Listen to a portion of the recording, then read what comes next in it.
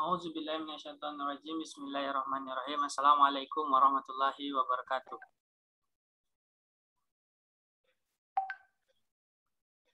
Innal hamdalillah nahmanuhu wa nasta'inuhu wa nastaghfiruhu wa na'udzubillahi min shururi anfusina wa min sayyiati a'malina. May yahdihillahu fala mudilla lahu wa may yudlil fala hadiyalah. Allahumma shalli ala Muhammad wa ala ali Muhammad. Alhamdulillahirabbil alamin. Assalatu wassalamu ala asrofil anbiya'i wal mursalin Muhammadin wa ala alihi wa sahbihi rasulillahi ajma'in, amma ba'd. Rabbi shrah li sadri wa yassir li amri wahlul 'uqdatam min lisani yafqahu qawli. Ya. Pertama-tama marilah kita panjatkan puji dan syukur kehadirat Allah Subhanahu wa taala karena sampai hari ini Allah masih memberikan kita kesempatan, kekuatan, waktu luang, berkah, rahmatnya, sehingga pada hari ini kita tetap dapat berkumpul bersama, dalam kita belajar bersama, dalam kita melaksanakan syarat tujuan hidup sebenarnya, yaitu menuntut ilmu, yang insya Allah dengan ucapan Alhamdulillahirabbil alamin, maka Allah menurunkan berkahnya kepada kita para penuntut ilmu dengan menurunkan malaikat-malaikatnya, mengabulkan doa-doanya, membenarkan jalan, menggampangkan jalan kita menuju surga, dan memahamkan kita insya Allah akan ilmu yang kita pelajari hari ini. Salawat beriring salam tidak lupa kita sampaikan kepada junjungan kita Nabi besar Muhammad Sallallahu Alaihi Wasallam. Karena berkat pengorbanan, bukan hanya perjuangan, berkat pengorbanan beliau yang menghabiskan hidupnya hanya untuk memberikan sebuah warisan terbesar kepada kita, yaitu warisan ilmu, warisan yang tidak akan ada habis-habisnya, warisan terbesar yang harus kita tinggalkan juga kepada anak cucu kita nanti, yang sudah dikonsepkan oleh Rasulullah, yang hanya meninggalkan warisan ilmu membuat sebuah peradaban yang dikenal oleh seluruh dunia. Walaupun kalau kita tahu jumlah muslim di seluruh dunia itu nggak banyak, nggak sebanyak non-muslim. Kalau untuk sekarang dari data 7 miliar lebih. Tapi power muslim itu sangat ditakuti. Begitu dahsyatnya, sampai hari ini pun muslim mempunyai peradaban ilmu, ya begitu. Yang tidak ditinggalkan oleh Rasulullah berupa harta, tapi Rasulullah meninggalkan berupa ilmu. Dan membuat hari ini Islam pun masih sebagai akuisisi di mata dunia. Dari dasar keilmuannya, dari dasar semuanya, semua aspek. Nah, dari itu kiranya hari ini kita meluruskan lagi niat kita insya Allah untuk terus belajar dan belajar, ya memenuhi 6 syarat yang telah dituliskan oleh Imam Asy-Syafi'i, di mana ketika kita ingin menjadi seorang yang berilmu, kita harus mempersiapkan waktu, tenaga, kesungguh-sungguhan, harta, semuanya. Karena apapun yang kita keluarkan, apapun yang kita beri, seberapapun besar yang kita keluarkan, itulah yang akan kita dapat. Karena kenapa? Konsep dalam Islam, apa yang kita dapat itu belum tentu kita miliki. Tapi apa yang kita keluarkan itulah yang akan kita dapat. Nah, itu bedanya. Tapi kalau yang kita dapatkan belum tentu kita miliki. Tapi kalau kita sudah keluarkan yang terbaik yang kita bisa, maka itulah yang kita dapatkan. Maka dari itu, insya Allah kita belajar terus di sini. Apa yang kita dapatkan, kita share. Jangan takut untuk berbagi, jangan takut untuk bermanfaat untuk orang lain. Karena kenapa? Orang yang bermanfaat untuk orang lain adalah orang-orang yang beruntung. Orang-orang yang cerdas, orang-orang yang pintar. Kita kembali lagi ke pembahasan kita dalam materi kita sebelumnya, yaitu materi tentang psikis yang mempengaruhi reproduksi. Nah, hal ini sangat beracu kepada materi kita sudah mulai hampir sempurna ya, sudah mulai hampir lengkap. Walaupun masih banyak sih kekurangan demi kekurangannya yang harus kita lengkapi lagi. Tapi paling tidak dasar dari empat elemen dalam pembahasan materi lidah itu sudah kita pelajarin, sudah kita pahami, bahkan sudah kita mengerti sedikit. Nah, kali ini kita membahas tentang masalah vitalitas. Vitalitas di dalam masalah vitalitas ini dia akan dipengaruhi oleh 3 perkara. Nah, berbicara tentang vitalitas, ini juga termasuk organ reproduksi. Nah, terus bagaimana cara kita mengetahui tentang organ reproduksi yang ada pada lidah? Nah, ciri lidah yang pertama dalam kita mengetahui masalah reproduksi yaitu masalah organ, masalah nutrisi. Nah, masalah organ dan nutrisi itu sudah bisa memperlihatkan masalah reproduksi yang sama. Karena kenapa? ketika kita sudah belajar tentang organ, ketika kita telah belajar tentang nutrisi dan psikis, maka hal itu akan berdampak pada reproduksi. Ya, itu sudah umum terjadi, karena kalau kita sudah lihat nih, masalah organ, datang pasien dengan keluhan organ, oh ternyata lidahnya dingin, dahaknya tinggi, anginnya masih mengganggu limpa, belum masuk ke organ. Oh, berarti permasalahannya hanya keseimbangan saja, berarti baru banyak yang dirasa. Nah, berarti permasalahan organ itu terjadi di masalah reproduksi. Begitu. Oh, berarti kalau dingin, dia kalau pada perempuan, oh ternyata lendirnya berlebihan atau keputihan. Gitu. Oh, kalau misalnya dia dingin pada laki-laki, oh sedang terjadi kelemahan. Nah, hal ini bisa kita rinci lagi nanti dalam vitalitas itu dipengaruhi oleh 3 perkara.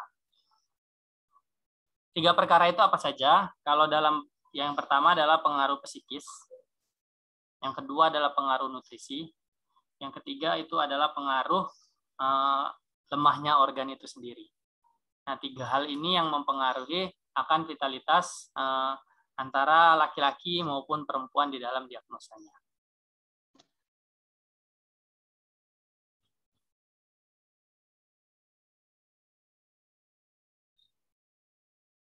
Ya, kita lihat ya, vitalitas apabila dipengaruhi dengan 3 perkara masalah psikis. Psikis ini akan mengganggu 3 hal juga.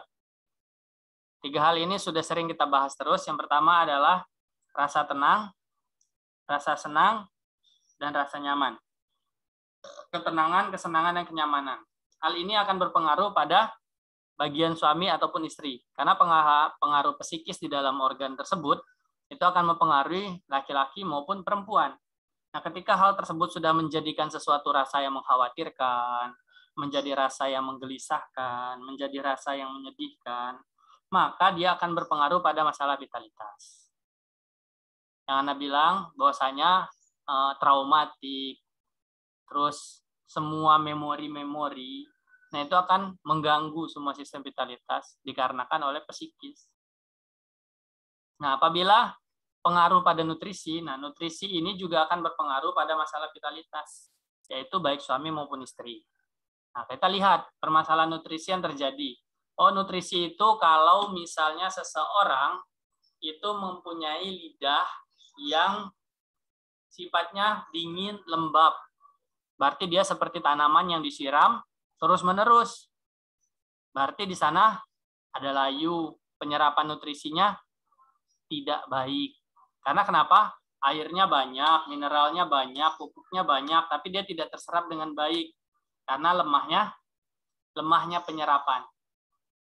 Nah, sedangkan kalau panas, nutrisinya tidak ada, semuanya tidak ada yang diserap, semuanya rusak.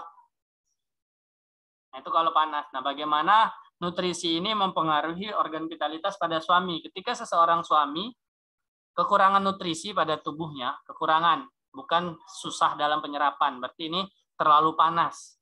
Kekurangan nutrisi di dalam tubuhnya, maka dia akan berpengaruh kepada kualitas spermanya yang akan menurun. Baik merupakan jumlah, maupun kekentalan, maupun bentuk dan warna. Ini sangat mempengaruhi. Nah, berarti ini kita lihat, oh nutrisi ini ternyata mempengaruhi hasil dari reproduksi itu sendiri, yaitu sel sperma. Nah, ketika nutrisi ini bermasalah dalam ketika seorang itu kekurangan, jadi seperti tanaman yang tidak dapat siram, nutrisi yang dimasukin tidak ada, makanannya tidak membantu dia untuk menghasilkan sesuatu nutrisi yang baik untuk dicerna oleh organ-organnya. Nah, maka itu akan berdampak kepada hasil sperma itu sendiri. Jadi ketika kita ngebaca lidah, nantinya kita dapatkan lidahnya kering, lidahnya kekurangan serat dan air, berarti dia juga terpengaruh masalah nutrisi pada reproduksinya. Nah, jadi di sini gampang. Insya Allah selesai materi ini nanti kita akan baca 1 sampai 2 lidah setiap hari. Boleh nanti kalau yang mau kita mulai baca lidah dari peserta, boleh. Kita sudah bisa mulai. Nah, kalau untuk perempuan, bagaimana jika hal tersebut terjadi berpengaruh pada seorang perempuan? Nah, kelemahan kekurangan nutrisi ini itu akan membuat kelembaban pada organ produksi. reproduksi pada perempuan. Yaitu apa dia yang akan terjadi? Perempuan itu akan sulit untuk dibuahi apabila dia kekurangan nutrisi. Jadi nutrisi yang tepat dalam pengkonsumsian, apalagi kita tahu ya di zaman sekarang, banyak para perempuan itu, akhwat lah terutama, nggak bisa jauh dari yang namanya saus-saus. Nggak bisa jauh dari namanya sebelah kiri dan sebelah kanan. Gitu. Maka makanan yang banyak mengandung dahak yang tinggi, yang memicu kelembaban. Nah, hal ini sangat berdampak, membuat kelembaban pada organ reproduksi, sehingga semakin lemahnya nutrisi. Nah, ini melemahkan nutrisi ya. Jadi nutrisinya tidak terserap dengan baik kalau pada perempuan, itu akan membuat susah dalam pembuahan. Karena kenapa? Kita tahu laki-laki sifatnya panas. Nah, kalau dia terlalu panas, maka dia akan terjadi kekurangan nutrisi. Terlalu panas, jadi nutrisi itu sudah tidak dipedulikan lagi oleh tubuh. Sudah tidak bisa diolah lagi karena sudah hancur duluan. Karena toksit-toksit yang dimakan tadi. Kalau perempuan sifatnya dingin, maka dia berpengaruh pada kelembaban. Nah, kalau dia semakin lembab, maka dia akan susah dalam penyerapan nutrisi. Nah, hal ini akan membuat susahnya untuk dibuahi. Maka di dalam organ reproduksi itu adalah kehangatan. Itu merupakan sebuah normalisasi di dalam reproduksi. Sekarang kita ngelihat bagaimana jika kasus tersebut menandakan lemahnya sebuah organ yang dipengaruhi oleh organ itu sendiri. Jadi kalau lemahnya organ ini banyak ya faktor-faktornya. Yang mempengaruhi pertama, lemahnya organ itu bisa dipengaruhi oleh yang pertama adalah racun. Terlalu banyak mengkonsumsi racun di dalam tubuh. Kita tahu ya, racun ini banyak berasal dari makanan. Jadi apabila yang bermasalah organ, yaitu kita bisa obati dengan fisik juga. Yang kedua, bisa jadi dipengaruhi oleh virus. Karena kenapa? Kita hidup di masa metropolitan yang seperti ini, banyak sekali benda-benda asing yang ada di udara, wajar. Karena setiap hari kita itu terpapar ribuan jutaan bakteri dan virus. Nah, lemahnya organ itu juga bisa diakibatkan dari virus yang ada dalam tubuh dan bakteri yang menguat di dalam tubuh. Sehingga itu akan berpengaruh pada vitalitas juga. Nah, salah satu penyakitnya yang juga akan mempengaruhi lemahnya organ, ini biasanya kita akan dapatkan, makanya kata anak ketika kita baca lidah, kita tahu nih, oh gangguan organ ini penyakit. Nah, dalam penyakit ini kita udah tahu, penyakit-penyakit ini akan mengganggu masalah reproduksi dalam lemahnya organ. Apa aja itu? Diabetes. Kedua, penyakit jantung. Karena kenapa? Jantung itu apinya di dalam reproduksi. Terus gangguan hati, gangguan usus besar, gangguan ginjal, dan lain-lain.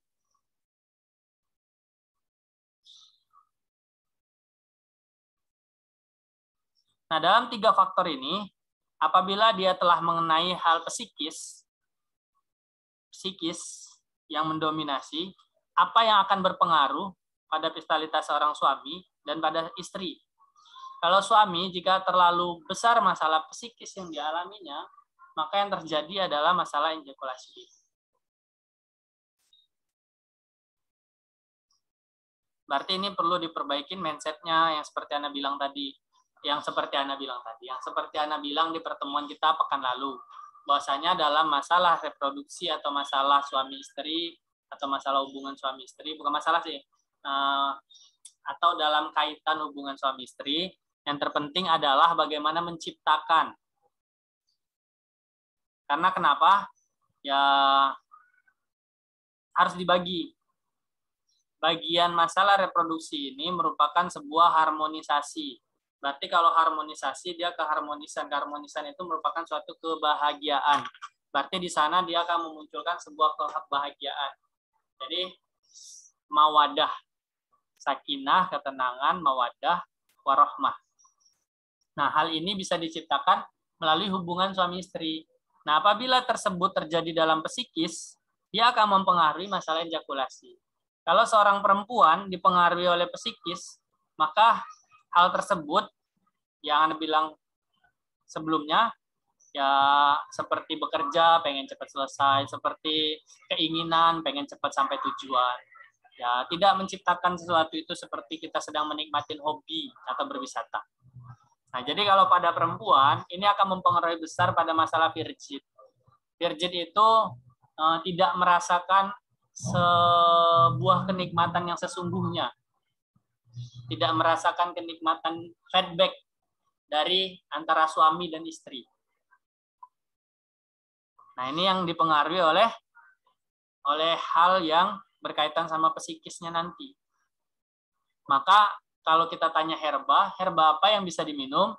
Nah, itu ada herba yang bersifat menyesuaikan. Dia yang bersifat membuat sesuatu yang tegang menjadi lebih rileks, lentur. Yang membuat sesuatu yang mengkhawatirkan menjadi lebih tenang. Apa herbalnya? Ya salah satunya adalah kemangi.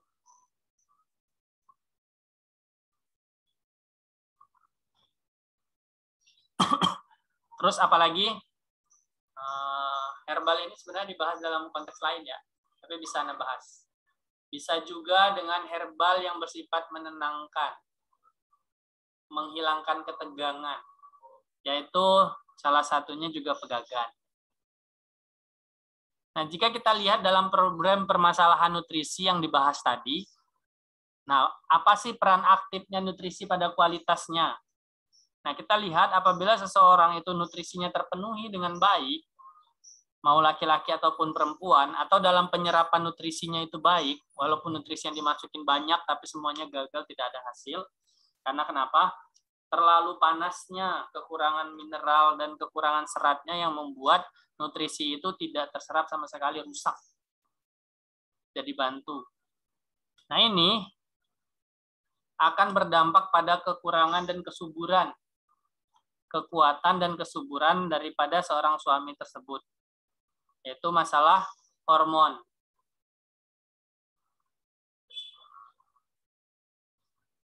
Jadi, nutrisi ini akan berperan sangat aktif dalam menentukan kualitas dari sel sperma. Yang mana ketika kita tepat dalam memberikan solusi dalam diagnosa, kita mendiagnosa nih, oh ternyata dia masalahnya ini lidahnya ini dingin lembab sehingga terlalu banyak lendir, susah penyerapan nutrisi. Oh, yang kita lakukan adalah angkat dulu kelembabannya, lalu keringkan baru hangatkan. Setelah hangat baru kita kasih nutrisi terbaik. Nah, maka yang terjadi adalah nanti spermanya akan kembali ke normal, yaitu banyak, kental, dan putih. Nah, kekuatan sempurna seperti ini, kekuatan yang bisa didapat seperti ini, itu herba-herba nutrisinya harus dikonsumsi. Apa saja herbal-herbal yang berkaitan sama nutrisi terbaik untuk menentukan masalah, kalau untuk masalah laki-laki di nutrisi ya. Jadi kita tinggal lihat nih, oh ketika kita diagnosa, datang masalah khusus nih, masalah reproduksi. Datanglah pasiennya, kita lihat, oh ternyata beliau ini kekurangan nutrisi. Kenapa? Nutrisinya pada rusak dan hancur ketika masuk ke dalam tubuh. Tidak bisa dicerna. Oh berarti dia kekurangan. Udah, yang kita lakukan adalah memperbaikin panasnya dulu sehingga tidak terlalu panas seperti di padang pasir, yaitu perbaiki mineral, serat, dan pola makanannya. Barulah kita berikan nutrisi-nutrisi terbaik sehingga dia kembali ke awal. Ini kalau kita sudah berbicara masalah tentang reproduksi, kita nggak bisa, walaupun kita sudah tahu, tetap andilnya kita cuma bisa mengembalikannya ke bentuk semula. Sisanya itu sudah bagian dari takdir. Sudah paling tidak ketika kita sudah buka konsultasi, kita bisa membenarkan kembali bukan hanya masalah reproduksi, tapi juga akan mengembalikan masalah organ dan masalah nutrisi. Karena ini pasti berdampak. Ingat, semua diagnosa yang kita bahas dari awal itu akan mempengaruhi reproduksi.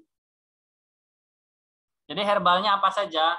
Nanti kalau yang buat laki-laki, apabila dia bermasalah akan nutrisinya, japri aja. Karena kasih tahu. Enggak, paling enggak kita kasih tahu lah. Herbalnya yaitu madu murni salah satunya. Jadi setiap hari minum 1 sendok madu murni. Bukan madu asli ya. Madu murni. Madu yang langsung diperas dari sarangnya tuh. Nah, kalau bagaimana dengan istri masalah tadi nih, masalah kekurangan nutrisi. Kalau tadi kan pelemahan penyerapan nutrisi. Sekarang masalahnya adalah dia kekurangan nutrisi. Berarti kalau kekurangan, nutrisi yang masuk ke dalam tubuhnya semuanya rusak. Apa yang terjadi? Ini akan mematikan rasa keinginan.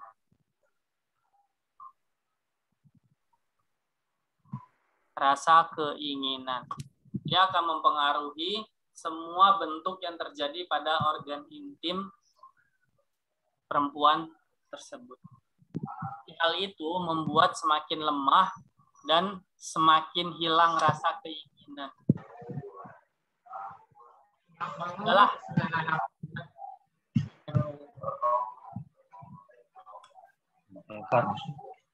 terus kalau untuk perempuan sendiri bagaimana cara kita mengatasinya? Untuk masalah kekurangan nutrisi ini, itu dalam permasalahan ini juga bisa dengan herbal. Salah satunya adalah dengan beluntas. Salah satu herbalnya. Jadi herbal yang dibutuhkan di sini kalau di dalam perempuan, dalam nutrisinya, itu adalah herbal-herbal yang akan menguatkan otot-otot organ reproduksi. Sehingga akan mengakibatkan rasa, menimbulkan rasa lagi. Menimbulkan bahasa kita itu puncak kenikmatan yang sesungguhnya dari hubungan suami istri tersebut.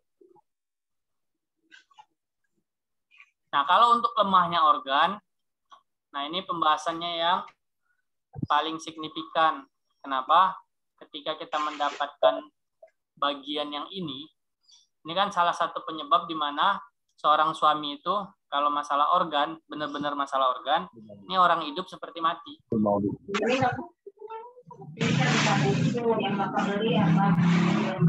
Artinya kalau memang organnya yang menjadi masalah dari hal tersebut, dari penyakit kah, atau dari tadi virus, bakteri, dan lainnya, nah hal ini perlu perjuangan besar, karena kenapa? Dia harus meningkatkan vitalitas penuh.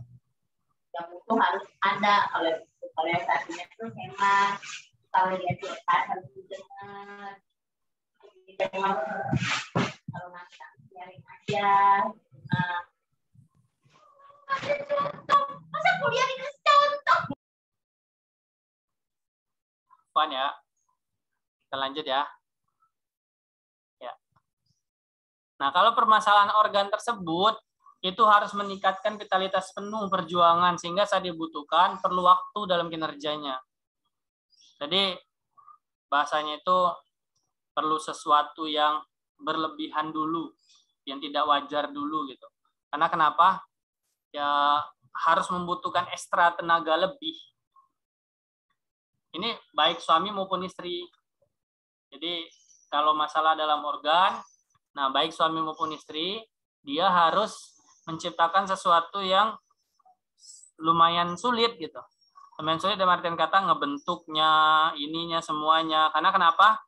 Organ kalau yang bermasalah dia akan mempengaruhi besar masalah nutrisi dan masalah lainnya. Contoh, masalah-masalah organ yang paling kita sering temui. Ini kan akan berdampak pada psikis ya. Nah, contohnya adalah impoten. Contohnya adalah ejakulasi dini. Contohnya adalah nyeri saat berhubungan. Apa ya, kita ngebahas ini ya mau nggak mau detil.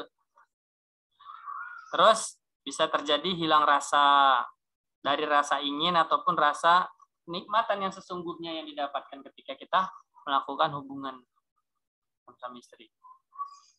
Nah, kalau di dalam organ, ini masalah organ ya, berarti kalau memang organ yang bermasalah, salah satu olahraganya adalah memperbaiki organ itu, olahraganya di siang hari.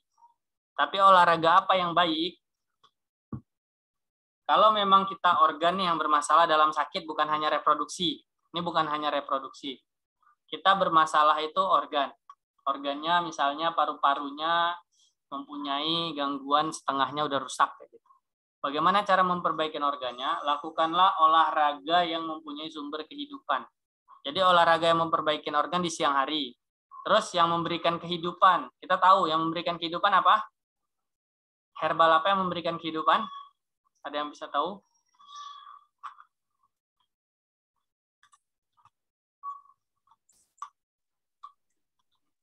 Apa sih?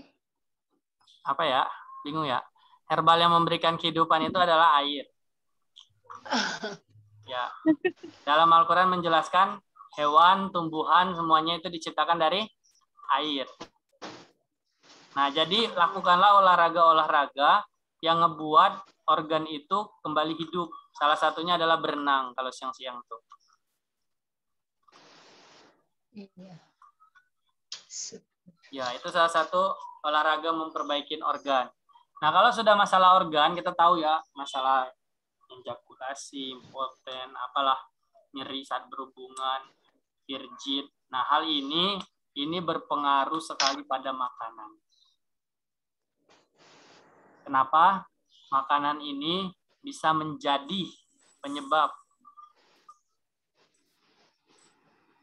Afwan, anak tutup pintu bentar.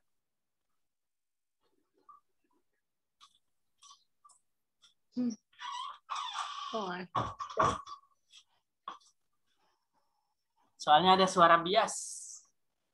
Masih kedengaran suara biasnya? Insya Allah enggak ya? Nah, kita harus memperhatikan makanan apa saja yang harus sangat diperhatikan, yang harus ditinggalkan dulu nih sementara waktu. Bagi misalnya laki-laki yang penyerapan nutrisinya tidak baik. Atau perempuan yang kekurangan nutrisi. Laki-laki yang kekurangan nutrisi. Ya, ini kan berdampak pada seseorang tersebut memiliki sindrom yang terlalu panas kering. Nah, apa makanan yang harus dihindari mulai saat ini? Contohnya adalah makanan-makanan mentah, itu harus dihindari. Cabai, daging, habatus sauda, jahe,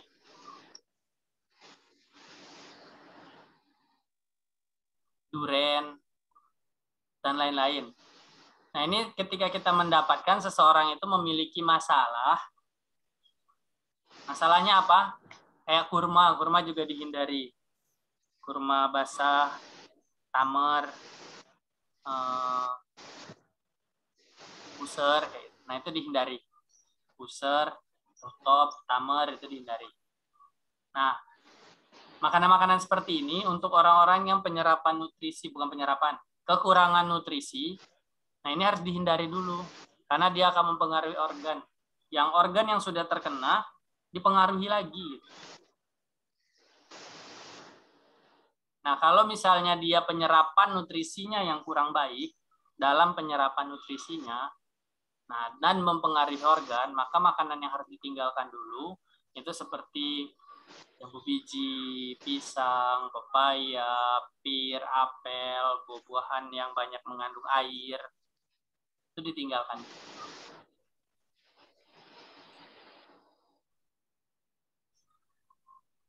Nah, 3 faktor inilah yang paling penting sekali dipahami ketika kita memahami reproduksi.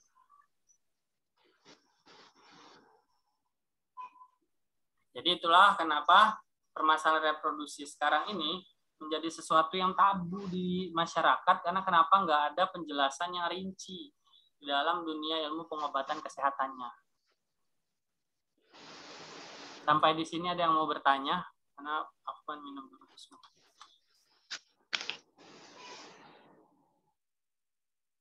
Ustaz, maaf tadi yang apa? Pisang, pepaya, pir itu yang apa nutrisinya gimana? Seseorang yang berdampak pada penyerapan nutrisi yang kurang baik. Oh. Jadi dia banyak nih nutrisinya, tapi nggak terserap di dalam tubuhnya, itu mempengaruhi reproduksi. Iya. Ada lagi pertanyaan? Kalau nggak ada, berarti Ana buka gambar dulu ya, Puan. Biar kita share link, kita bahas sekarang.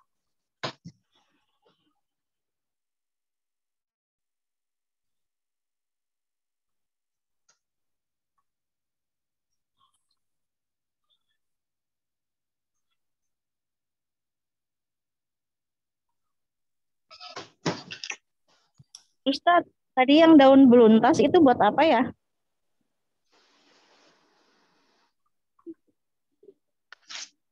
Ya itu salah satu herbal aja.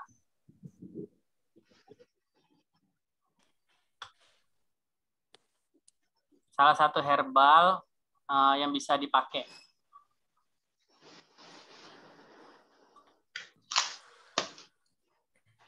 Bedanya madu asli dengan madu murni, Ustaz?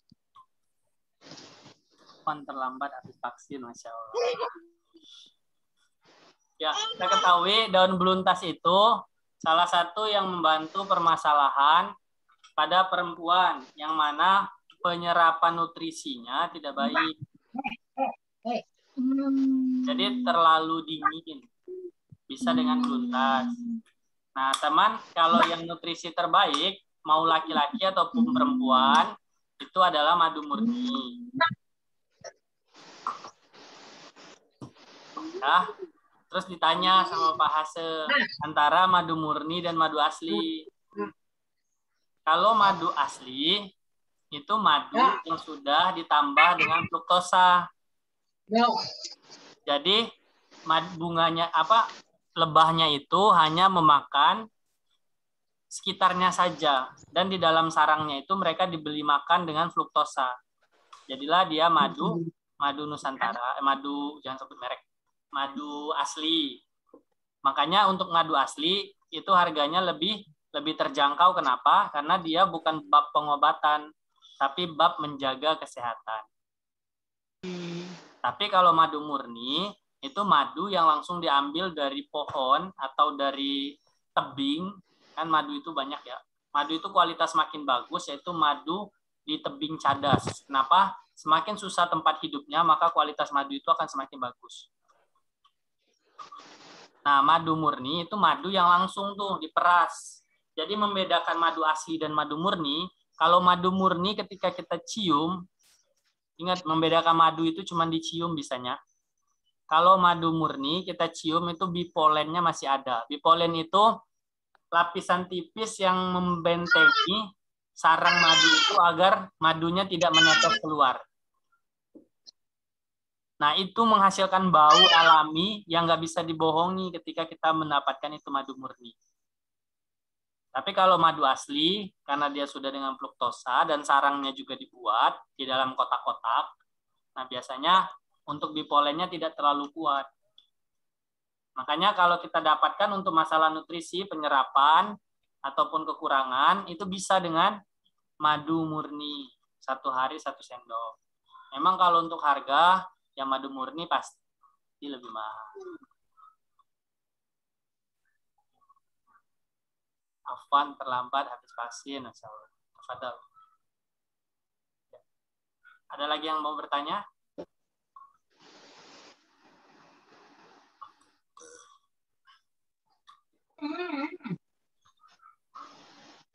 Jadi udah sedikit paham ya? Jangan sedikit lah, jadi sudah lebih paham ya? Ya, organ itu ternyata organ nutrisi itu mempengaruhi reproduksi. Psikis itu juga mempengaruhi reproduksi. Terjadinya kegagalan organ di dalam reproduksi akan berkaitan sama psikis. Kekurangan nutrisi di dalam organ akan mempengaruhi kekurangan nutrisi di dalam organ tubuh akan mempengaruhi organ reproduksi. Ulang. Kecepatan. Kecepatan, Ustaz. Saya nulisnya sampai nggak kebaca gini. Ya. Jadi Lari nulis. kaitan diagnosa itu ketika kita mempelajari organ dan nutrisi itu akan mempengaruhi organ reproduksi. Ketika organ reproduksi itu yang bermasalah dikarenakan penyakit yang disebabkan oleh organ dan nutrisi pada tubuh, berarti dia akan mempengaruhi psikis pada reproduksi.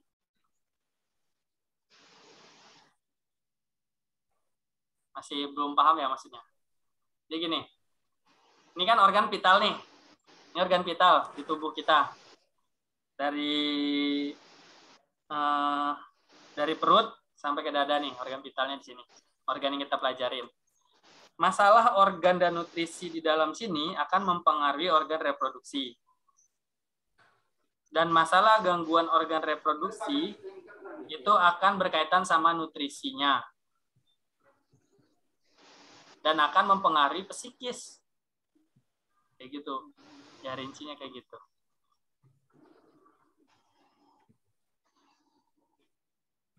Makanya ketika kita memperbaiki apa yang ada di dalam organ kita ini, bukan organ reproduksi ya, organ reproduksi terpisah nih, organ utama lah, organ utama. Jadi apapun yang kita perbaikin pada organ utama kita, sejatinya kita juga memperbaiki organ reproduksi.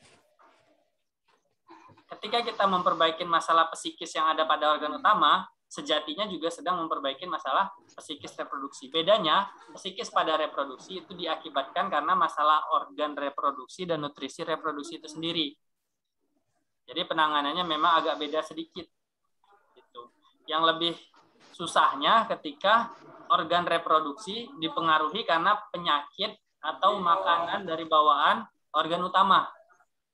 Yang Anda bilang tadi, sakit gula, jantung, nah itu sulit. Kenapa?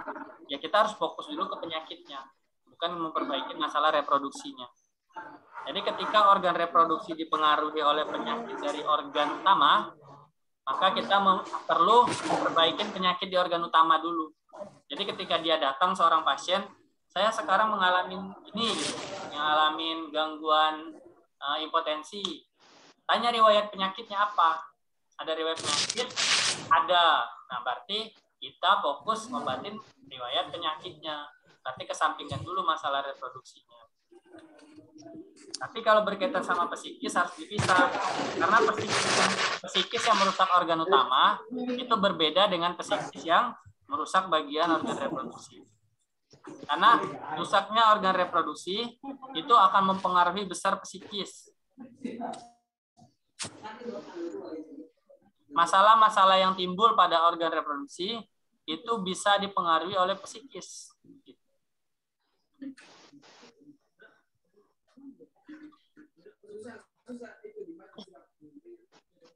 Ya. Sampai sini ada yang bertanya? Kalau enggak kita lanjut.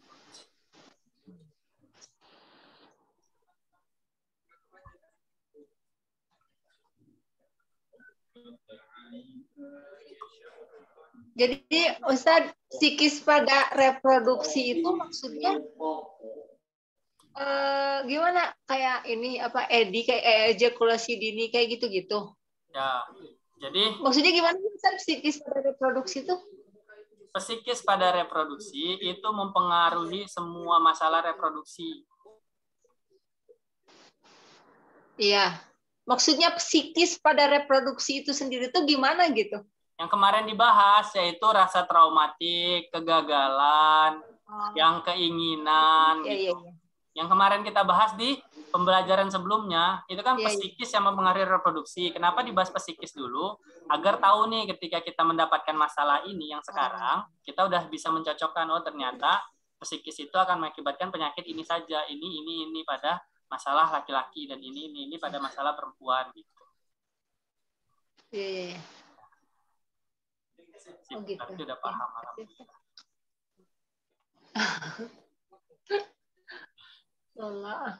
Ya makanya udah dibilang dalam harmonisasi hubungan rumah tangga, nah itu sangat dibutuhkan yang pertama adalah tujuan bersama. Karena kenapa? Ini bagian dari sebuah harmonisasi. Harmonisasi itu kenikmatan yang harus dicapai. Menyatukan dua sisi gitu, yang berbeda. Jadi benar-benar gimana sih kalau kita bahasanya bahasa anak zaman sekarang ya, dapat sefrekuensi gitu. Kan kayaknya ini banget ya gitu. Nah, kayak gitulah juga di dalam hubungan dalam suami istri. Karena kenapa harus diciptakan itu? Karena kenapa kita disatukan dalam porsi yang berbeda. Kita disatukan dalam kodrat yang berbeda. Kalau kita tidak menyampaikan apapun, maka susah untuk menemukan hal itu di dalam hubungan suami istri. Makanya dibilang ya, ketika seorang suami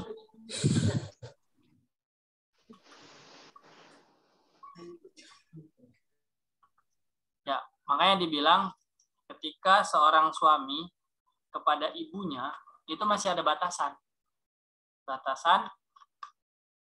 auratnya semuanya, tapi ketika sama istrinya itu sudah tidak ada. Makanya di dalam hubungan masalah reproduksi ini kan maksudnya reproduksi udah masalah suami istri atau masalah momongan, masalah semua yang kayak gitu berkaitan seperti itu harus dibicarakan sedetil mungkin untuk membentuk satu frekuensi tadi, agar untuk membentuk satu tujuan yang benar-benar sama gitu, menikmati. Nah, itu harus dibicarakan sedetil mungkin, karena kenapa? Apapun yang kita bicarakan pada pasangan itu sudah diperbolehkan. Mau vulgar, mau apa ya, kita ngebahas sekarang pun harus vulgar. Ini ketika ada permasalahan, misalnya datang nih, oh penyakit riwayat nggak ada, oh berarti ini masalah psikis traumatik, tinggal tanya bagaimana sama istri, gini, bisa dijelaskan secara rinci nantinya dalam pembahasan bahasanya. Kira-kira udah diciptakan seperti ini belum? Sudah melaksanakan seperti ini? Apakah istri sudah tahu ternyata masalah sinyal sedikit. Ya, sampai sini kita udah bisa paham nih. Oh ternyata sekarang masalah reproduksi itu udah nggak tabu. Memang harus kita kupas tuntas di dalam harmonisasinya. Kenapa? Ya bukan hanya untuk memperoleh keturunan ini, tapi ini adalah jangka panjang, seumur hidup dengan pasangan kita. Makanya benar-benar harus diciptakan, makanya di dalam Islam ini dibagi di dalam yang pertama nafkah lahir, yang kedua nafkah batin. Di mana kita tahu dalam peraturan perundang-undangan, pernafkahan lahir saja itu diatur dengan sedemikian rata, sampai dalam apapun jelas gitu. Nah, begitu juga dengan nafkah batin sebenarnya. Tadi harus ada satu kesatuan harmonisasi. Lanjut.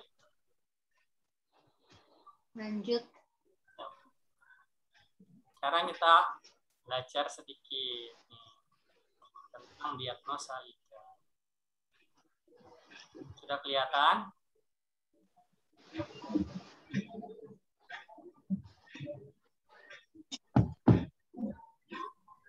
Mari kita. Sudah kelihatan. Ini ada salah satu lidah. Kayaknya gambarnya kepotong. Ya, Ana tanya dulu, ini lidah warnanya apa? Merah. Merah ya? Merah, pink, Merah. Pink. merah tua, atau merah banget? Kayaknya kenal nih lidahnya. Enggak ada ini. Ini udah normal ya. Nah, kita dapatkan ini untuk warna lidahnya pink. Ya. Pink ya. Oh. Tapi pinknya ini mendekati ke putih, bukan pink yang merona. Ya. Berarti di sini ada sifat dingin. Kita lihat lapisan putihnya ada nggak? Ada banyak. Ya, lapisan putihnya tebal atau tipis? Tipis. Tipis. Berarti dia Lembab. Itu udah bisa baca. Oh, berarti kondisi dingin lembab. Itu yang pertama. Terus, apakah lidahnya posisinya lurus?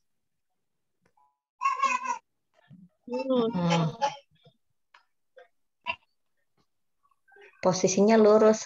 Kalau miring, karena miring itu dia posisi miring kan? Sedikit ya. Miring sedikit ya. Nah, berarti ini dia mempengaruhi masalah tulang belakang. Tulang punggung. Ya. Berarti gejala yang dirasakan sudah bisa nih.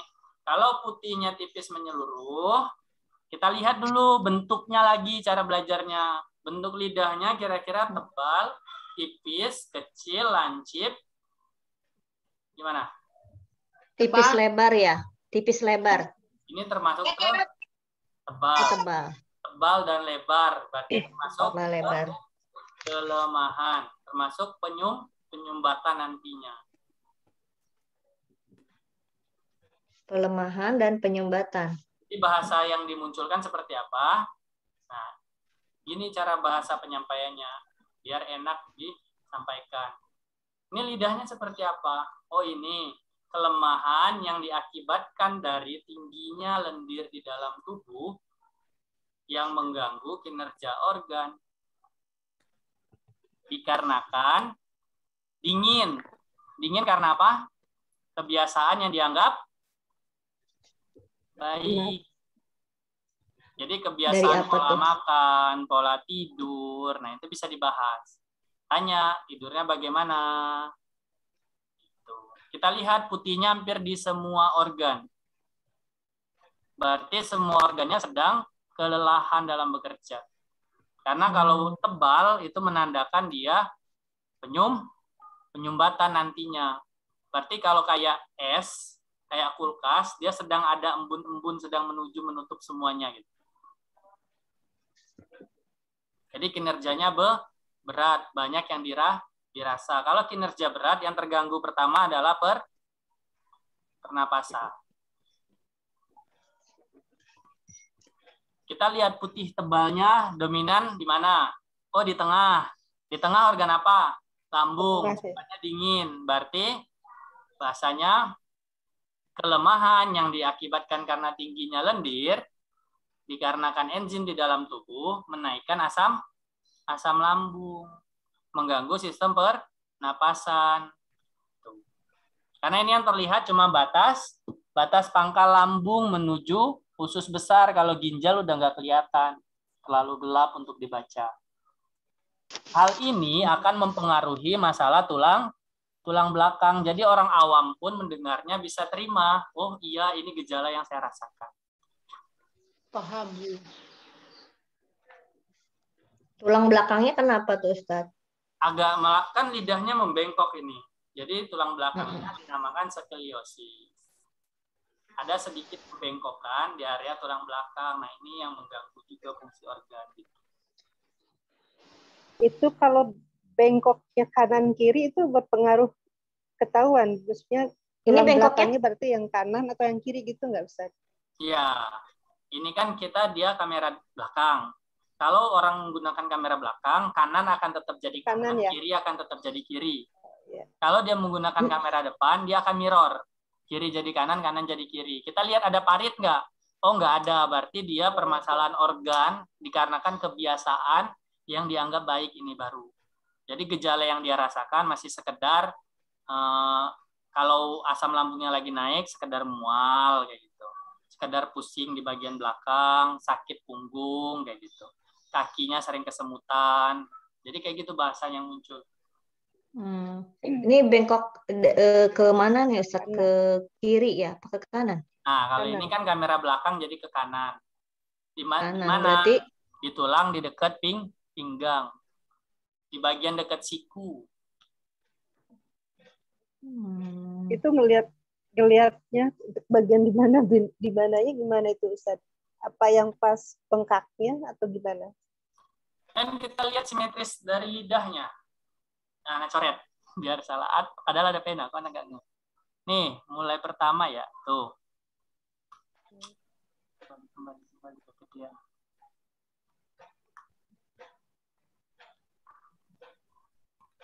Nih.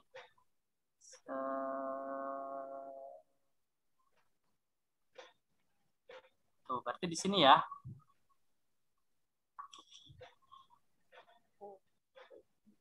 Pembengkokan masalah tulang belakangnya. Jadi paham kan bahasanya? Jadi kita pahami dulu warnanya, kita lihat dulu bentuknya, kita lihat lapisannya, kita lihat paritnya, kita lihat bentuk lidahnya. Barulah kita rincikan itu satu-satu menjadi sebuah bahasa yang bisa diterima. Jadi apa yang perlu diperbaikin pertama? Pertama adalah bersihkan dulu cairan lendirnya, karena ini belum menjadi dahak, baru kelembaban. Angkat dulu kelembabannya. Dengan apa? Ya ini karena dia lidahnya licin, jadi dia hanya kekurangan serat. Kalau cairan, dia cenderung ini nggak kering ya. Kalau kering dia kekurangan cairan.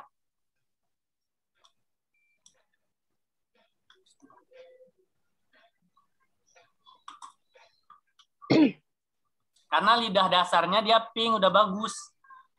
Cuma dia mulai baru ngerasain gejala-gejala sering karena tingginya lendir. Ini kalau nanti dia tetap biarkan, ini lidahnya sudah menunjukkan bahwasanya sebentar lagi akan mengganggu keseimbangan. Kenapa? Nih, anginnya sudah mulai mau rutin masuk.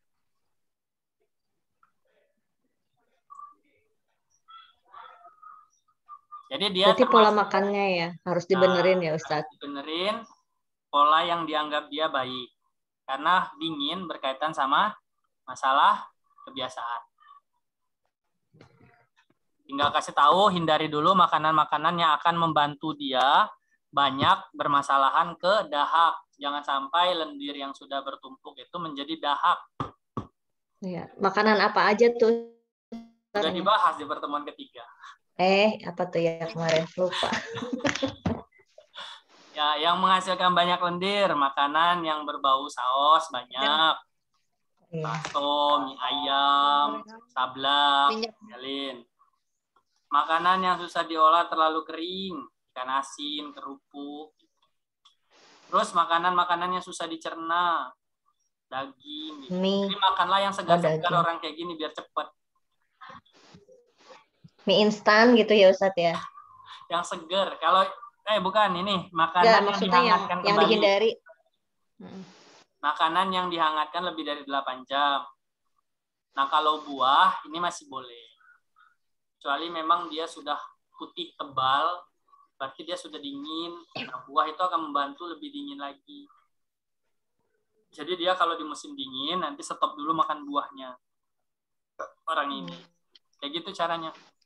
Jadi bahasa yang kita sampaikan bisa diterima orang awam sekalipun, umum sekalipun. Walaupun bahasanya ini astenia kayak gitu kan. Kan orang nggak paham jadinya nanti. Gitu.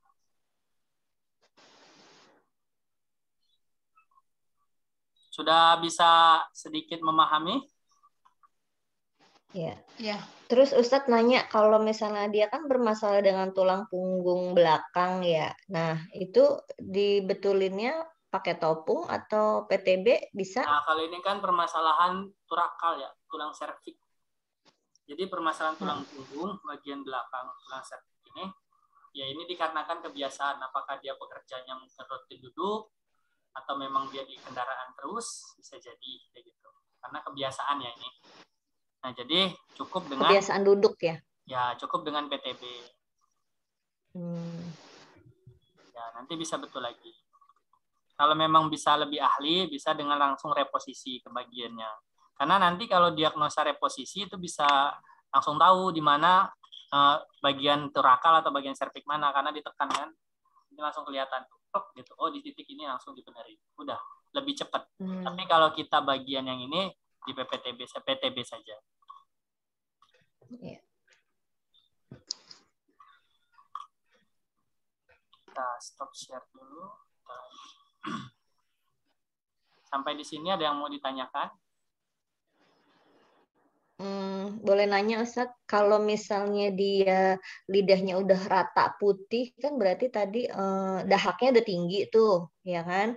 Kan berarti nggak boleh makan buah ya, sedangkan dia harus banyak makan serat juga. Nah itu pengganti buah itu apa? Dengan sayur aja gitu atau gimana Ustadz? Ya, makanlah di waktu yang tepat. Kita belajar lagi.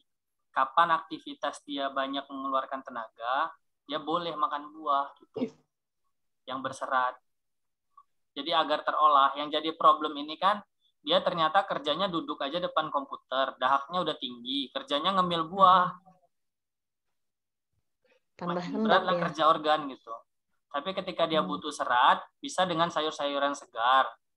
Tapi kalau memang harus dari buah, ya dia sambil berolahraga. Jadi pintar-pintar kita bukan berarti semua yang dilarang itu menjadikan kita sulit untuk sesuatu hal, enggak.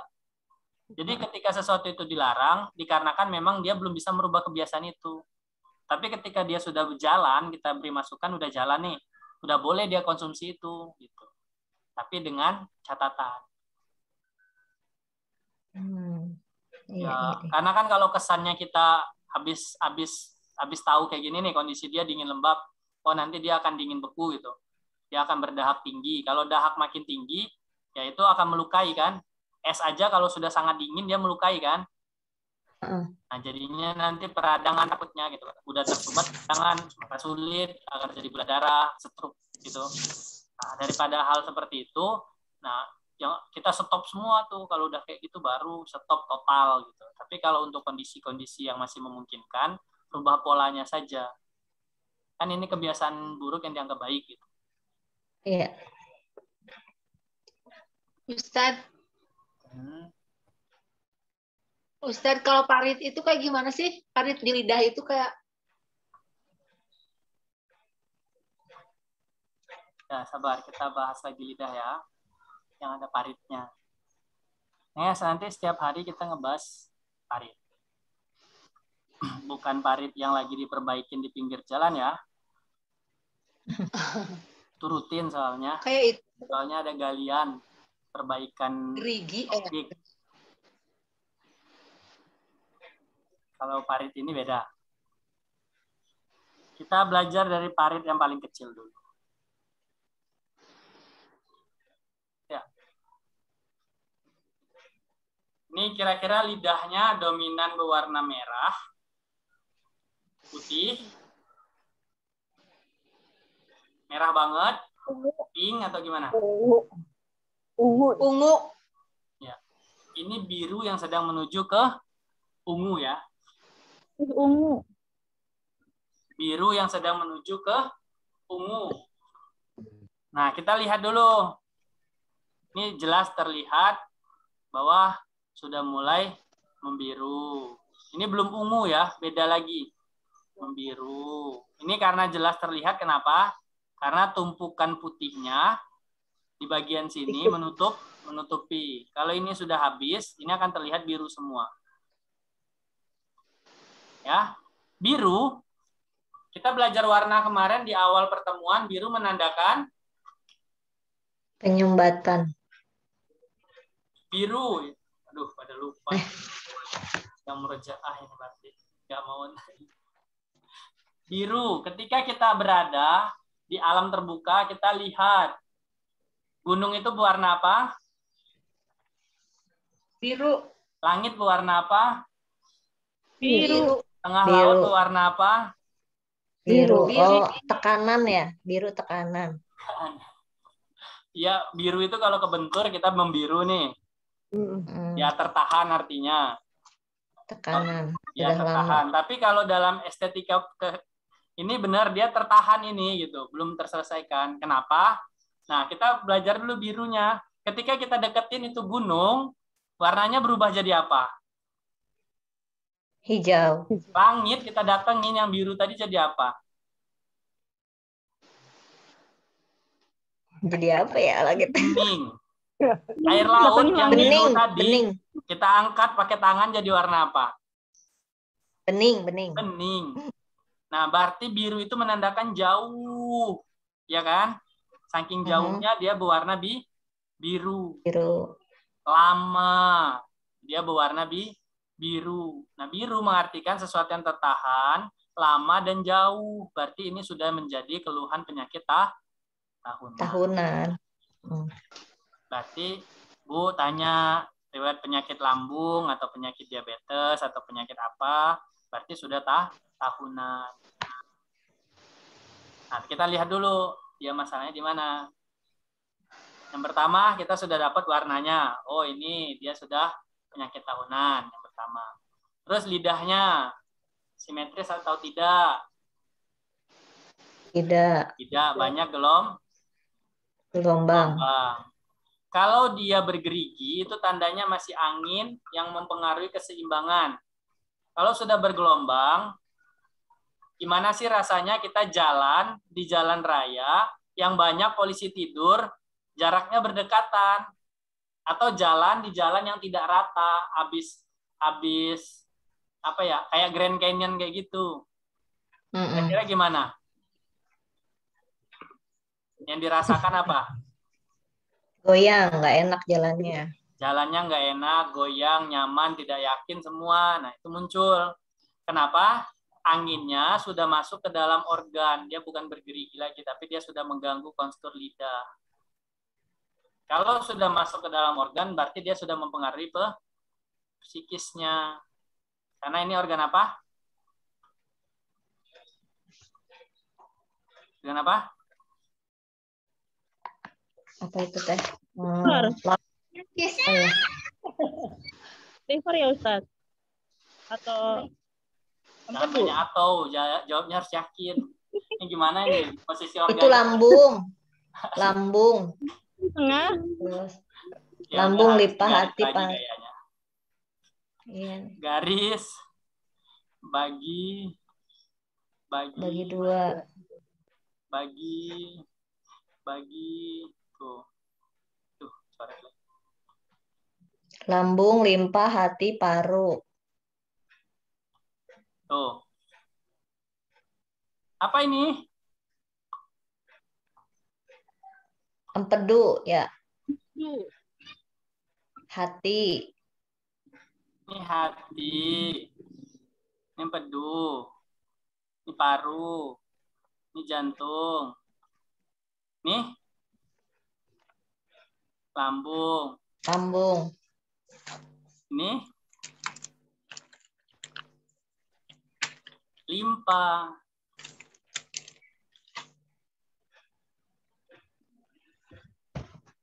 Jadi anginnya sudah mengganggu sistem organ, terutama di limpa. Kita tahu limpa itu sulit diobati karena dia termasuk penyakit tahunan.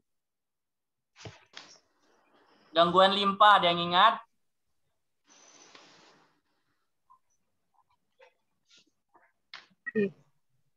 Yang berlebihan. Limpa. Payu, lemas, pelupa, hidung sering mampet, bau tidak sedap, sinusitis, polit, nelongso. Gampang ngantuk, rambut, kulit, mata, nyeri dada. Nah, makanya sulit untuk diobati, dia tidak menemukan solusi karena penyakitnya tahunan. Ya, kita dapetin ya. Ini lidahnya tidak rata, bergelombang. Permasalahan angin yang sudah masuk ke organ. Sekarang kita lihat garis lidahnya apakah simetris? Tidak. Tidak. Berarti hal ini sudah mengganggu tulang punggung, tulang belakang. Bagian wilayah dada, daerah di bawah belikat. Ya. Mengganggu wilayah hati dan wilayah paru. Apa yang terjadi? Hati berkaitan sama tidur. Jadi enak ngomongnya, Bu. Udah susah tidur ya.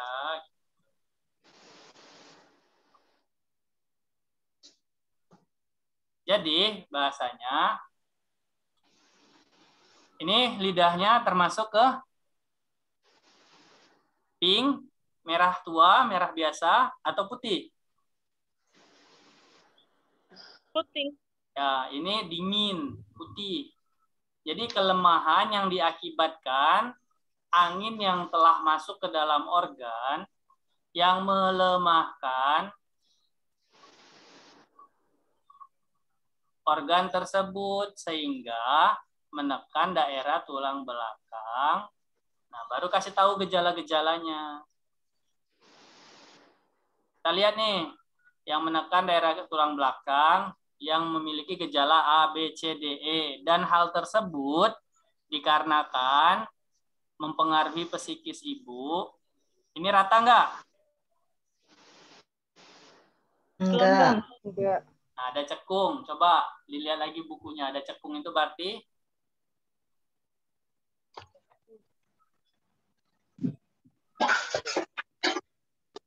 Setelah kecemasan, ketakutan, kekhawatiran yang berlebihan. Hal tersebut memicu yang membuat ibu merasakan ketakutan, kesedihan yang berlebihan. Dan ini, kita lihat nih. Ada dikit ya, congkelan ya. Ini baru organ loh. Kita belum psikis. Ada congkelan ya? Ada. Nah, coba dilihat lagi catatannya. Masalah congkelan itu apa? Di pertemuan ketiga atau keempat. Ini jangan sampai nanti udah ketemu pasien lidah malah tambah bingung. Karena kalau kayak gini harus banyak yang diceritakan ke pasien biar dia trust ke kita. Ih, kok tahu semua sih bahwa saya sudah punya sakit tahunan, bahwa saya tidak punya kenyamanan, ketakutan berlebihan, lemas, letih, lesu gitu. Kan aneh kan, kayak magic gitu. Iya benar Ustaz. Padahal, Ajaib. kayak magic padahal kita cuma menyampaikan satu persatu dari lidah itu.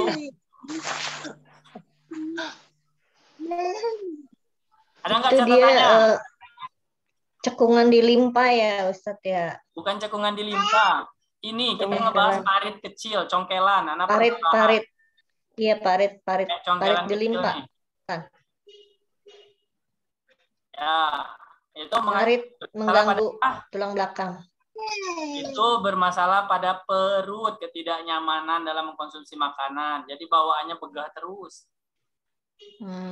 Bawaannya kenyang ya. Iya, makan tuh nggak enak gitu. Ini kan masih mempengaruhi organ limpa sama lambung. Ini ada parit tekanan seperti paralon kan? Iya benar. Ya, membiru. Nah, itu menandakan yang pertama masalah tulang belakang tadi. Nah, yang kedua, nah ini kita lihat di ujungnya di mana ini, apakah dia sudah mengganggu tulang ekor atau belum. Kalau cuma batas ini, berarti dia bermasalah juga dari asam lambung.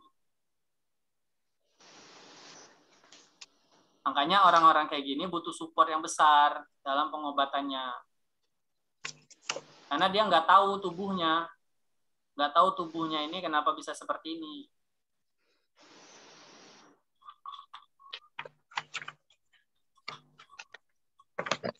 Jadi paham ya? Jadi bahasanya kelemahan yang diakibatkan karena enzim yang terkurung di dalam organ yang mengganggu sistem keseimbangan dikarenakan tingginya, ini kan dahaknya udah tebel nih, tingginya dahak yang melemahkan area tulang belakang, menekan bagian nih, bagian paru. Hal ini mengakibatkan masalah pada tulang belakang dan mengganggu kenyamanan, ketenangan, dan kewas-wasan yang berlebihan. Jadi bagaimana solusi pertamanya? Munculkan dulu keyakinan dia untuk sembuh.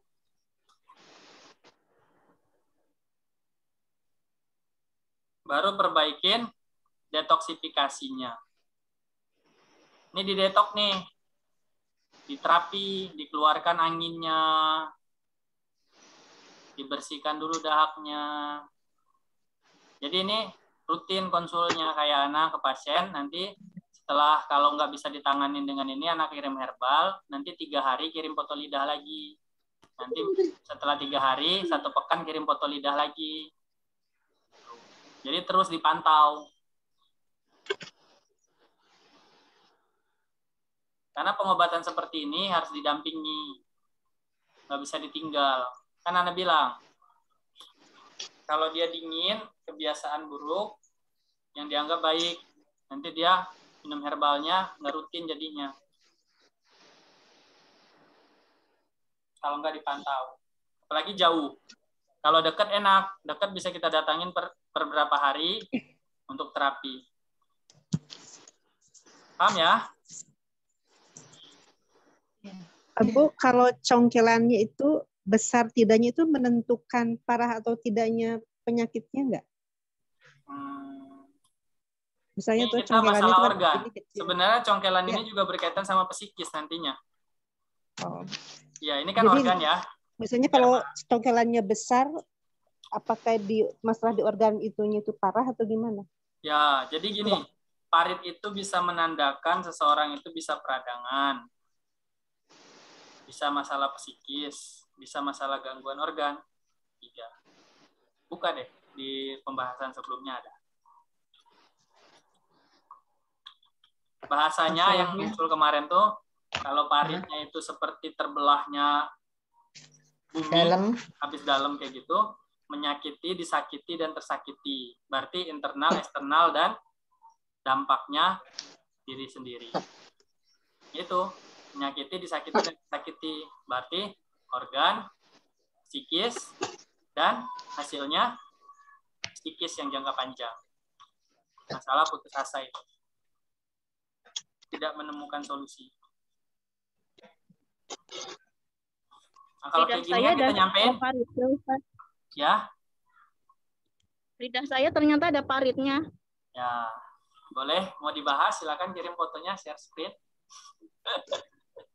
Lidahnya julurin masing-masing. Foto Japri ya, Ustadz. Oh, Japri aja, ya udah. Model lidah. Apa sih sebenarnya di grup juga biar tahu semua masalahnya apa. Biar semua tahu. Tidak ada yang ditutup-tutupi. Iya, betul. Iya. Nggak, intinya kita bahas masalah organ dulu. Karena kan kalau psikis, nanti kita bahas masalah psikis cara penanganannya juga. Ini kan organ nih udah kelihatan. Oh, berarti dia masalah makanan. Karena ada congkelan dikit nih. Keluhannya makanannya sudah tidak nyaman, kadang malas makan, kalau makan dikit begah, kayak gitu. Kan kalau udah kayak gitu enak kan? Oh, kok dia tahu ya, gitu sih. Langsung kasih tahu. Saya juga ada congkelan dikit nih di lambung kayaknya. Di lambung. Iya bener tuh, ada congkelan dikit. Di lambung. Baru menyadari ya lidahnya ternyata Masalah. Tuh, mau dibaca psikisnya nggak? Silakan share screen. Itu mah Japri aja. Oh, Japri aja. Kan biar tahu. Bisa dipahami? Jadi yang pertama kita lihat adalah bentuk. Ini bentuknya tebal atau tipis? Tebal. Berarti menandakan akan terjadi penyumbatan. Tebalnya ini dia melebar atau mengecil? Mengecil ya? Lebar. Melebar atau mengecil? Kalau melebar itu penuh, mulutnya nggak ada sela, namanya. Kalau dia lebar mengecil, ini. Dia melancip. Lancip ya? Ini melebar. Tebal lebar. Melebar. Jadi kalau dia melebar, gini loh, ada adonan kue bulat. Ditekan dari atas apa ditekan dari samping melebar itu? Dari atas. Dari atas. Ini Bu Ripa dulu di zaman kecil sama teman-teman akhwatnya main nih di kasur. Ditindih dari atas. 1 orang, 2 orang, 3 orang, 4 orang, 5 orang. Apa yang terjadi yang paling bawah? Melebar. Melebar. Engap. Oh, engap. Iya, maksudnya engap. Jadi terganggu masalah pernapasan gitu. Jadi orang tebal, penyumbatan, orang tebal dan melebar, berarti ini pernapasannya udah susah gitu. Walaupun dia nggak merokok, nggak apa, berarti napasnya paling pertama udah pendek. Oh gitu. Itu nanti bahasanya kayak gitu. Jadi, kok tahu semua gitu. Padahal bukan magic, kita baca satu persatu alur. Iya. Nah kalau Ustadz maaf, kalau tipis dan melebar itu kan berarti melebar itu pernapasan juga kan berarti dia? Ada di materi kedua. Iya. Nah tipisnya belum hafal ya. Tipis. Ini tipis nih. Itu diibaratkan kemarin gimana? Penyempitan ya? Penyempitan. Udah sempit ditekan. Penyempitan. Gimana? Udah sempit, ditekan, dia melebar. Ini adonan udah tipis, kita tekan.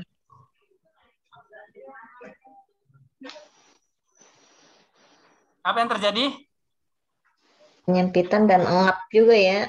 Bukan engap Pokoknya... aja, bisa muntah, bisa teriak, bisa kesakitan. Gitu. Jadi kalau orang tipis, melebar, jadi sakitnya nyeri. Nah, kenapa lebih bahaya penyempitan? Karena penyempitan itu mematikan. Gini, anak, kalau logikakan. Pernah, ini pembahasannya kembali lagi ke awal. Pernah lihat jalan tol lebar, tiba-tiba mengecil. Apa yang terjadi? Kiri kanannya pasti macet ya. Nggak jalan sama sekali. Yang terjadi apa? Rusak mobilnya, jamuran semua itu, gangguan, racun jadinya gitu kan. Tapi yang jalan terus, itu makin banyak, makin macet, dia akan pecah. Makanya orang lidah tipis, apalagi tipis lancip, ditekan dari samping, makin kecil jalan tolnya. Makin banyak racunnya, makin banyak toksitnya, makin banyak hal-hal di dalam tubuhnya. Pecah dia jalannya, kemana-mana akhirnya mobilnya. Nah itu yang dibilang pecah pembuluh darah dikarenakan terlalu sempit. Makanya orang yang lidahnya tipis, melancip, itu lebih beresiko, hati-hati. Karena kenapa? Tiba-tiba nanti jalurnya udah mengecil, diperbesar dulu. Tapi terlalu besar dan lebar kayak gini, susah juga.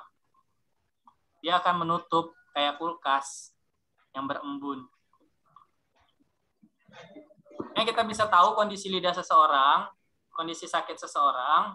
Nah, bisa sedetil itu, bukan magic gitu. Karena kita baca satu persatu. Nah, bisanya cuma dipoto, nggak bisa melet sebentar kayak gini. Udah tahu, nggak bisa. Paling kalau melet sebentar kayak gini, oh ini orang lidahnya lancip tebal kayak gitu. Lancip, Ustadz tuh lancip tebal tuh ya. Masih ada rongga.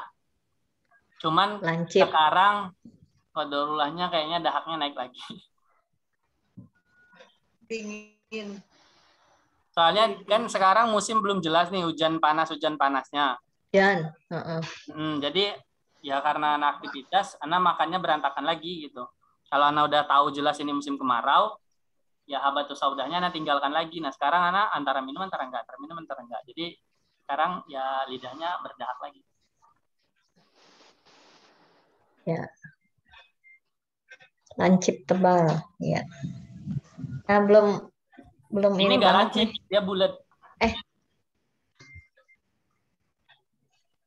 Lebar. Lancip tuh karena gini tadi. Tuh, jadi dia karena ngeluarin, tapi ketika melet beda.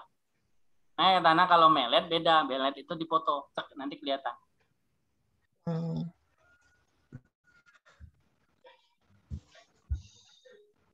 Ya, satu lidah aja lama ya. Iya, belum. Ya, ini aja kita udah belajar materi habis-habisan. Ketika ketemu lidah, ngonekinya masih bingung ya. Iya. Nah, itulah kata anak, kenapa harus dibutuhkan jam terbang. Anak aja dulu setiap ketemu, ya minimal lidah anak setiap 2 hari sekali anak lihat. Walaupun nggak ada perubahan gitu. Terus anak lihat lidah teman-teman setiap hari. Kenapa? Karena the law of repetition ilmu diagnosa ini. Diulang-ulang, maka dia akan hafal. Dari sering ini ya. Iya, tapi kalau dapat materi aja, nunggu nanti materi pekan depan pekan depan hilang semua dia. Karena kita banyak belajarnya. Harus praktek. Udah kirim foto. Ustadz mau tanya dong, kalau misalnya lidahnya kayaknya berasa melepuh gitu, kayak orang habis makan panas melulu, itu dia panas tinggi berarti ya? Lihat warna. Rasanya dia. Bisa jadi melepuhnya itu warnanya putih. Nah, kalau warna putih bisa jadi kegagalan fungsi organ, sangat dingin di dalam, dia mengeluarkan panas di dalam tubuh. Jadi tubuh itu ketika dia sudah mengalami hipotermia yang teramat sangat pada satu organ atau beberapa organ, maka dia akan mengeluarkan panas sejatinya. Ya, Jadi dia berasa akan panas merasa juga di kepanasan lidahnya. sangat luar biasa. Contoh, orang kena hipotermia di gunung. Itu kalau kita tidak lakukan penanganan, yaitu berpelukan atau membuat kehangatan kepada dia. Makanya kalau orang kena hipotermia di gunung itu malah nggak pakai baju biar hangat, saling berpelukan. Itu cara terbaiknya. Tapi kalau kita tidak dapatkan itu, kita akan dapatkan orang-orang hipotermia itu, ada satu video pernah tershare sebelum dia meninggal di gunung itu, dia nggak pakai baju keliling. Karena ketika kita hipotermia banget dalam tubuh itu memanas. Nggak sanggup kita pakai baju. Tapi itu udah ngeluarin panas akhirnya gitu. Keluarin semua sistem dalam tubuhnya. Itu lewat. Nah, kalau kayak gitu berarti dia harus makan makanan yang mendinginkan gitu ya. Dipelajarin dulu panasnya ini, dilihat lidahnya masih kondisinya ini, apakah kondisi yang masih memungkinkan atau tidak. Ya, karena kalau contoh orangnya rasa lidahnya panas melepuh, dikeluarin sudah susah ya gitu. Nah, itu kan sudah pengobatan yang harus dengan sangat murah kan. Yaitu pengobatan dengan doa, ingat Allah kayak gitu. Karena yang dicari bukan kesembuhan gitu. Yang dicari adalah jalan. Jalan ya jalan terbaik.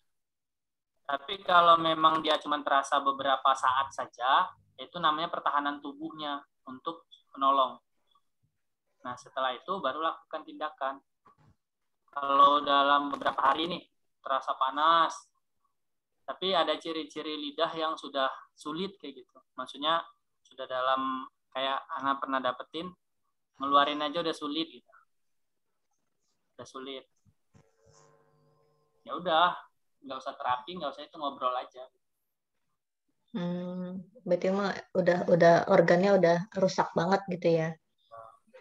Terlalu putih, dia sudah kegagalan fungsi. Terlalu hitam, dia sudah kegagalan fungsi.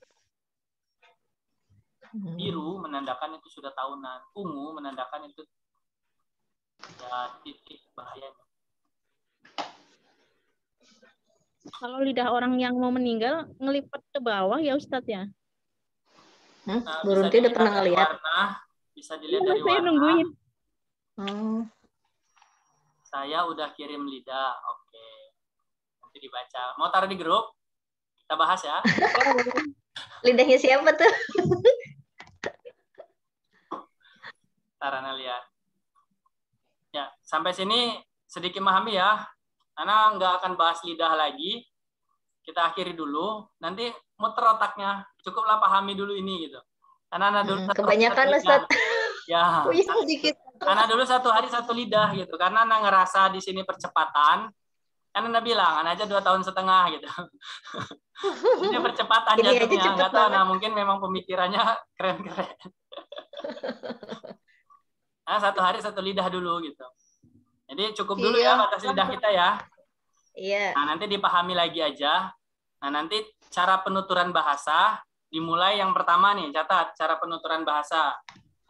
Berarti kalau warna, penuturan bahasanya warna. Putih itu kelemahan. Bisa pakai kelemahan, bisa pakai keseimbangan, berarti terganggunya kelemahan, terganggunya keseimbangan. Kalau merah, merah ini bisa pakai keletihan,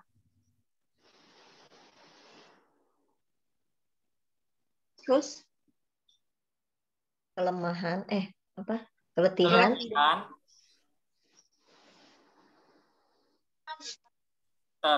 kelemahan, keseimbangan, keletihan, atau juga keseimbangan.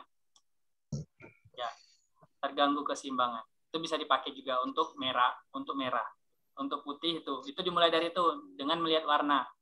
Kalau sudah paham warna, baru lihat bagian organ. Yang pertama itu angin luar, yang kedua angin dalam. Kita sebutkan, kalau dia angin luar, yaitu permasalahan yang mengganggu sistem tubuh, yaitu keseimbangan tubuh. Kayak lidah bergerigi, Nah, itu bahasanya kayak gitu. Jadi kelemahan yang diakibatkan angin dalam. Berarti angin dalam itu Tadi angin luar. Ya, angin luar. Kalau bahasanya biar umum angin dingin bisa, angin luar bisa. Kalau angin dalam itu psikis. Jadi keletihan, keseimbangan yang dipengaruhi oleh angin dalam. Awal. Yang pertama adalah lihat warna. Yang kedua adalah lihat pengaruh. Barulah baca organnya, organ mana yang dikenai. Jadi kelemahan yang diakibatkan karena gangguan angin luar yang melemahkan organ ini. Karena kelemahan kan berarti melemahkan. Keletihan berarti meletihkan. Menyusahkan kerja atau memberatkan kerja. Gitu bahasanya. Ustadz maaf, tadi yang angin dalam itu keletihan atau mengganggu keseimbangan yang dipengaruhi angin dalam. Nah, angin dalam. Jadi kalau keletihan angin dalam, misalnya keletihan nih, dikarenakan angin dalam, karena dia emosionalnya tinggi, banyak paritnya gitu kan.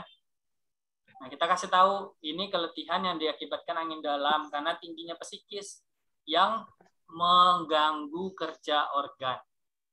Nah, sebutin organ yang kena. Nah, organ yang kena, masukkan ke keluh-keluhannya. Makanya ini bahasa yang sudah kami buat agar bisa diterima orang umum sekalipun.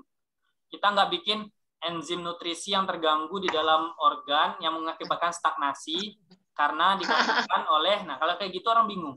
Bahasa untuk orang awam ya Ustadz.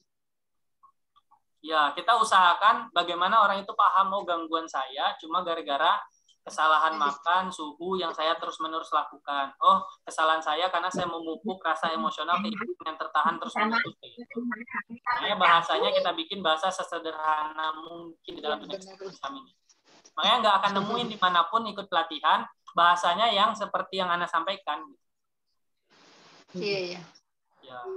Jadi maaf Ustadz, lupa lagi deh. Angin dalam itu kan lebih cenderung psikis ya, kalau nggak salah ya? Angin dalam psikis bagus. 100.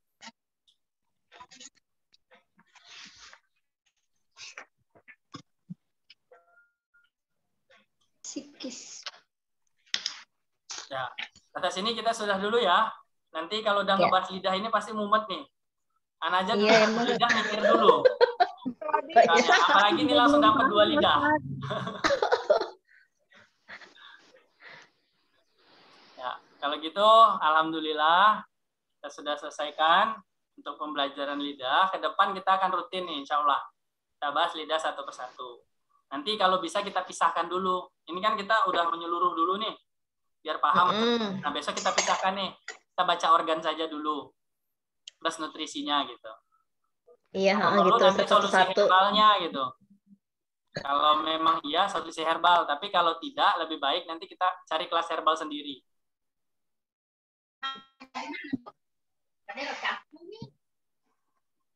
Karena kalau Anda langsung kasih tahu tentang herbal-herbal, jangan-jangan nanti cuma nyampein doang. Oh ini herbalnya ini, cara pembuatannya nggak tahu, cara kerjanya nggak tahu. Nah itu yang jadi problem. Karena herbal nih, itu takaran api, tinggi air, takaran air, masaknya kapan, pengambilan daunnya kapan, itu diperhitungkan. Kapan waktu terbaik untuk ngambil daunnya? Contoh daun sirsak nih, untuk masalah darah tinggi. Itu kapan? Apakah di pagi hari atau di sore hari? Itu beda fungsinya. Nah segitu herbal itu. Ustadz, ya, nanti kalau saya mau share foto lidah saya ataupun yang lain ya, saya terus dibahas sama Ustadz, nggak usah disebutin aja namanya. Ya, tenang. Rahasia. Semua yang dikirim foto lidah itu nggak akan kelihatan wajah kecuali Anda yang minta. Anak kadang minta foto wajah untuk melihat sejauh mana. Karena kan Anda bilang mata cerminan jiwa, wajah cerminan hati, lidah cerminan organ. Iya, betul. Semuanya aja berdekut. Semuanya aja, Ustaz. Nanti biar kelihatan, Ustaz. Ya, jadi Ana selalu ngebuka konsultasi kalau untuk pembacaan lidah itu japri ya. Karena kenapa ada masalah psikis yang harus diselesaikan yang tidak boleh dibahas lain-lain. Iya. Ya, makanya setiap yang datang ke rumah diagnosa, yaitu Ana batasin kalau udah masuk satu ya satu dulu untuk konsultasi, kecuali penanganan. Gitu. Karena kalau udah dia datang berarti dia udah dibaca semuanya. Tapi kalau dia cuma japri, ya kita baca yang penting saja yang dirasakan. Biar konsep merasakan itu, merasakan apa yang orang rasakan, itu adalah trust. Bu Ripa baca apa yang saya keluhkan tanpa saya ngomong. Nah, itu trust. Makanya kalau orang ngirim foto lidah ke Ana cuma bahas keluhan dia saja. Karena kenapa? Untuk menunjukkan trust. Tapi kalau dia udah datang ke rumah, kita baca detail dulu akarnya nih. Kenapa dia sampai, psikisnya sampai kena segitunya. Kalian yang kerasnya aja, Ustadz. Jadi tahu nih kekurangan kita makanya apa. ini Ana buka 2, udah mumet nih, udah pusing, harus ngulang lagi. Udah kebanyakan berhenti dikit-dikit. Kita buka 1 lidah, kita baca per bagian yang udah kita pelajarin. Organ dulu nih, dengan keluhannya gitu. Nah, besok pertemuannya. Semoga Ana nggak ada halangan, soalnya setiap pekan hampir Ana izin. Ada aja gangguannya yang ini. Yang nggak bisa di cancel gitu. Cuman kalau untuk pembahasan di luar ini nanti tetap ada jam lain ya. Kalau sekarang belum kekejar, dikarenakan Ana baru nyampe dan masih banyak yang keteteran lah. Jadi biasa kayaknya Ana belum bisa. Iya. Kalau yang khusus kemarin banyak yang ikut Ustadz. Pembahasan khusus. Waktu itu kan yang kemarin malam. Oh iya. Yang kemarin malam. Ya memang bagus Ustadz, udah dipraktekin yang tangan. Oh, yang tangan, Masya Allah. Udah praktekin, alhamdulillah. Ya, pokoknya share aja, bermanfaat. Kalau yang banyak kemarin itu untuk pembukaan kelas gelombang ketiga. Kebetulan gelombang ketiga udah dibuka. Kan gelombang kedua udah jalan nih. Sayang lah kalau misalnya gelombang 2 selesai dulu, gelombang 3 baru buka. Sedangkan online ini kan ternyata kita bisa menjangkau lebih banyak orang untuk lebih tahu. Beda kalau offline. Ya kalau offline memang Ana agak susah. Tiba-tiba pasien datang dari jauh, nggak mungkin Ana tolak gitu kan. Walaupun lagi belajar, kita hargain gitu kan. Walaupun dia nggak janjian gitu. Tapi ternyata dia ngabarin kayak waktu itu Ana sedang melaksanain kelas, yang datang malah dari Jakarta Barat. Berangkat dari jam 5 subuh. Kan nggak enak gitu. Ya. Fleksibel aja ya Ustadz ya. Makanya kemarin kenapa rame? Karena mereka pembukaan gelombang ketiga sebenarnya. Udah ada kelas gelombang ketiga sekarang. Kita masih gelombang kedua ya? Ya, maksudnya gelombang kedua ya. Karena tunggu prakteknya aja lah. Iya. Allah. Kalau dihitung itu udah mau jalan 3 bulan ini. Iya, tapi kayaknya belum ini dah. Banyak bolongnya saya juga. Belum. Tapi ingat ya, Ana bilang ini pure ya. Kalau teman-teman yang pengen bantu, kita akan datangkan ustadznya gitu. Untuk bagian herbal, Ana bukan nggak mau ngebahas bagian herbal. Kalau memang bidang ahlinya yang ngebahas, mungkin ilmunya akan berbeda. Kalau Ana kan herbal rujukan semua. Yang jadi semua gitu kan. Karena Ana belajar di saat semuanya itu sudah instan gitu. Maksudnya udah instan, Ana fokus ke Tibbun Nabawi di saat semua produk herbal ini sudah tinggal Ana cari yang mana yang terbaik gitu. Ya, tapi nggak ada salahnya kalau kita belajar dengan guru yang pure benar-benar paham dasarnya gitu. Buat keilmuan. Iya.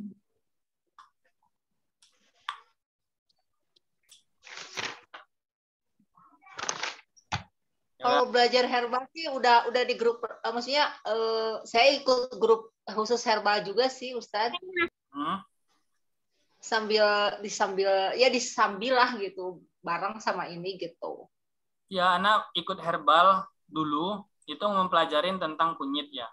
Kunyit itu dipelajarin bukan langsung cara ngolahnya, tapi cara penanaman tumbuhnya yang terbaik. Kalau dia tumbuh ke atas, sifatnya bagaimana, batangnya, daunnya sifatnya tumbuh ke atas, bagaimana penggunaannya. Nanti untuk daunnya sendiri, apakah itu diambil di pagi hari, apakah dalam penggunaannya harus dijemur, dijemurnya apakah harus dipanaskan, dijemurnya apakah harus dengan jemuran matahari sehari penuh, apakah zat hijaunya harus tetap dijaga. Nah, itu akan mempengaruhi semua kualitas dalam pembentukan herbal yang sebenarnya. Nah, anak belajar herbalnya kayak gitu, makanya dulu belajar tanah, herbal tanah itu satu pembahasan lama. Jadi nggak langsung belajar herbal kunyit, jahe, kencur, kayu manis semua dipelajarin, enggak. kunyit dibahas dulu. Cara tumbuhnya, penanaman tumbuh terbaik kapan, konstur tanah yang dibahas untuk dalam penanaman seperti apa. Nanti hasil kunyitnya seperti apa, standaritas untuk pembuatan herbal. Terus kalau kunyit itu dikupas kulitnya, fungsinya seperti apa gitu. Iya. Ya maksudnya kalau kita datangkan gurunya, ya itu, cuman kan nggak mungkin kita datangkan undang saja gitu. Ya kita harus yang namanya untuk menuntut ilmu ya berkorban gitu kata. Iya. Berkorban semuanya. Ya gelombang 1 seperti itu. Gelombang 1 kita datangkan gurunya. Bahkan Anda bilang untuk kita masak aja ditentukan, masak airnya, berapa panasnya, ya ditentukan. Jadi memang herbal itu memberikan sebuah solusi ketika tepat gitu. Karena ada kitabnya dibahas. Ya, udah ya. Kayaknya udah kelewat waktunya. Ini juga nggak ada pertanyaan. Kita akhiri dulu karena di sini udah azan kebetulan.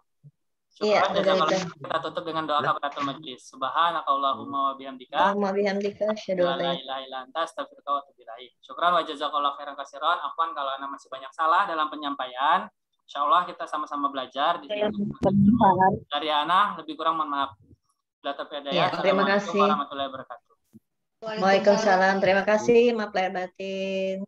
Izin lab.